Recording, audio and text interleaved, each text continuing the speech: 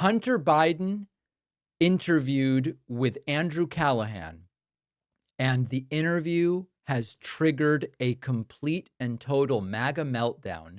How dare Hunter Biden hurl expletives at members of the Trump administration?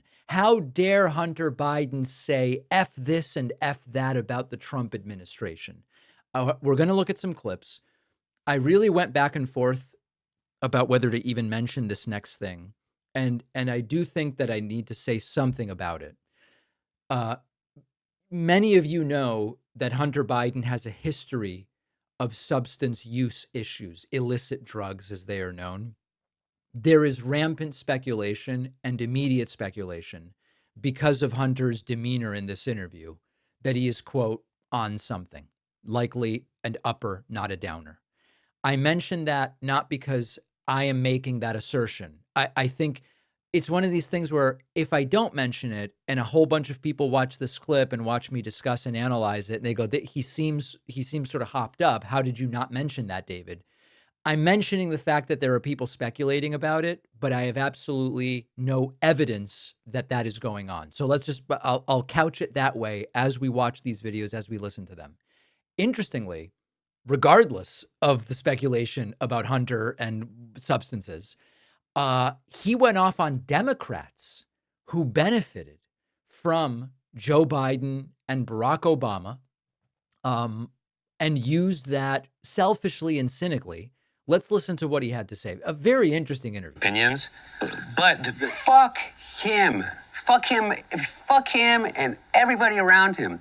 I don't have to be fucking nice. Number one, I agree with Quentin Tarantino. Fucking George Clooney is not a fucking actor. He is a fucking, I don't know what he is. He's a brand. And by the way, and God bless him. You know what? He supposedly treats his friends really well. You know what I mean? Buys them things. And he's got a really great place in Lake Como. And he's great friends with Barack Obama. Fuck you. What do you have to do with fucking anything? Why do I have to fucking listen to you? What right do you have to step on a man who's given 52 years of his fucking life to the service of this country and decide that you, George Clooney, are going to take out basically a full-page ad in the fucking New York Times to me and James Carville, who hasn't run a race in 40 fucking years, and David Axelrod, who had one success in his political life, and that was Barack Obama. And that was because of Barack Obama, not because of fucking David Axelrod. And David Plouffe, and all of these guys, and the Pod Save America guys, who were junior fucking speechwriters on Barack Obama's Senate staff, who've been dining out on the relationship with him for years, making millions of dollars. The Anita Dunns of the world, who's made $40, $50 million off the Democratic Party. They're all going to insert their judgment over a man who has figured out, unlike anybody else, how to get elected to the United States Senate over 7 times, how to pass more legislation than any president in history, how to have a better midterm election than anybody in history, and how to garner more votes than any president that has ever run. And they're going to replace their judgment for his. Not to mention...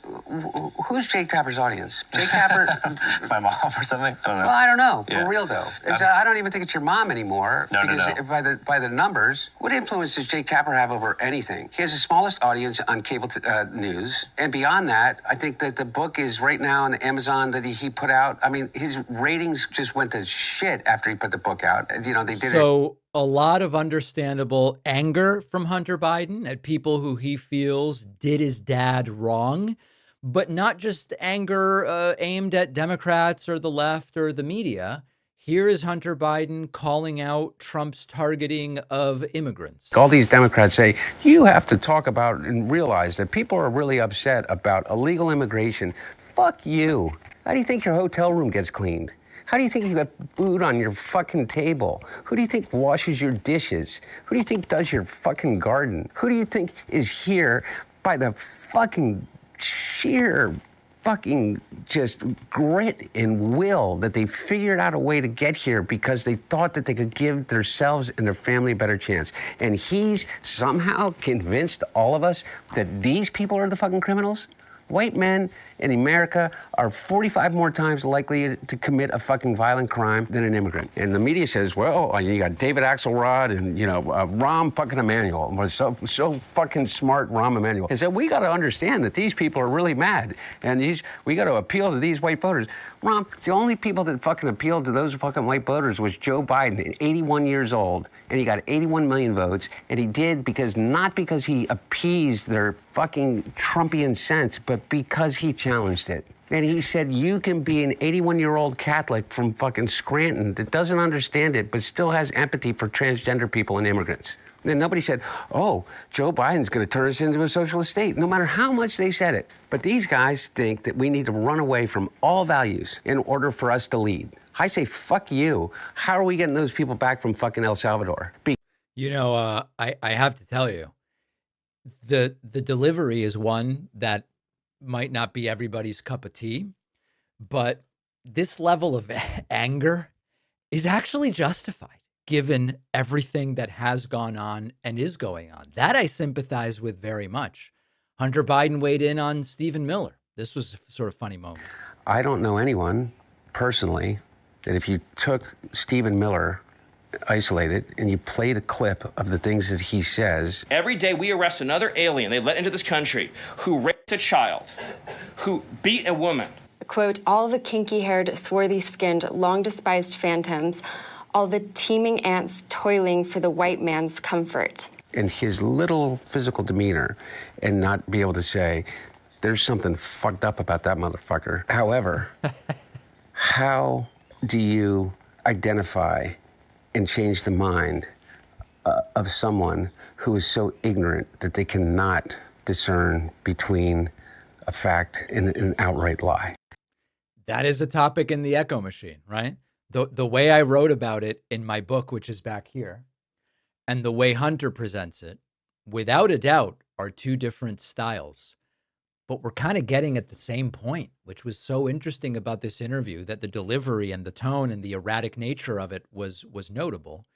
And also a lot of the things Hunter was saying really do need to be said. Here he is weighing in on Dictators. These guys think that we need to run away from all values in order for us to lead. I say, fuck you. How are we getting those people back from fucking El Salvador? Because I'll tell you what, if I became president in 2 years from now, or 4 years from now, or 3 years from now, I would pick up the phone and call the fucking president of El Salvador and say, you either fucking send them back or I'm gonna fucking invade. It's a fucking crime what they're doing. He's a fucking dictator thug. Bukele or Trump? Both. Both Bukele and Trump. And then finally, Hunter does go scorched earth, specifically on Donald Trump, too. Meanwhile, these motherfuckers... With Trump Mobile, we're going to be introducing an entire package of products. They're selling gold telephones and sneakers and $2 billion investments in golf courses and selling tickets to the White House for investment into their meme coin. Overnight, President Trump returning to the White House after a black tie gala for the biggest buyers of the Trump crypto coin. The Qataris give him a jet, and the Emiratis put $2 billion into their cryptocurrency, and the Saudis are going to build a tower. And I mean, by the way, that's just what we see. And I even hate mentioning my name in that, because either I am the biggest fucking moron on the face of the earth, or like, what the fuck are we talking about? Like, what is Fox News talking about? Anybody that mentions my name in Crime Family in the same, I'm like, what are you talking about? Like, if you believe the worst possible thing that they've ever said about me, what they are openly doing, they're openly doing. And nobody's batting an eye. Don Jr. is opening a club called the Executive Club in Georgetown, in which it is promised that you will be able to rub shoulders at the cost of a $500,000 initiation fee. The $500,000 membership fee would make it the most expensive private membership club in the country after Mar-a-Lago. To join the club with people and decision makers in the cabinet of his father. All right, so listen. Now the launch party.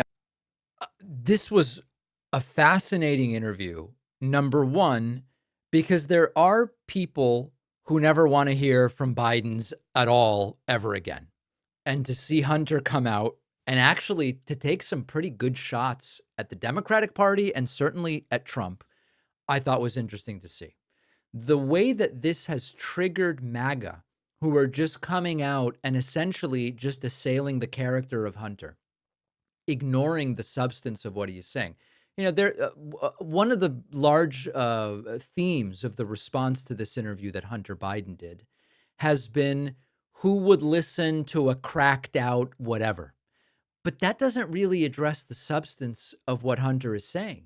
And Hunter's critiques of the Democratic sort of operating status quo hit a lot of areas of overlap with my views. And certainly his critique of what's going on with Trump and the hangers on and the grifting deal with the substance of what he's saying. And MAGA is so decrepit and corrupt at its core that there really is no arguing with the substance of what Hunter said. So I found the interview extraordinarily interesting. I encourage you to check it out, and definitely let me know your thoughts about it. If you've ever been blocked from going to certain websites or watching your favorite shows on Netflix because they're not available in your country, check out our sponsor, Private Internet Access, which is a VPN fully optimized for streaming and downloading large video files. It'll hide your real IP address and reroute your internet traffic through a secure server in any of 91 countries or all 50 US states. And this lets you access region-restricted content on the web, as well as platforms like Netflix and Disney Plus and Amazon Prime, no matter where you are. I've been using Private Internet Access to get soccer games from Argentina not available in the US. I love it. It's super easy. You open the app, you choose a server, and you're in. Works on unlimited devices, so your whole household can stream freely. And it also supports lightning-fast peer-to-peer file sharing, and they can prove they do not log your activity. Right now, Private Internet Access is giving my audience 83% off, which is just $203 a month and 4 extra months for free. Go to piavpn.com/Pacman. The link is in the description.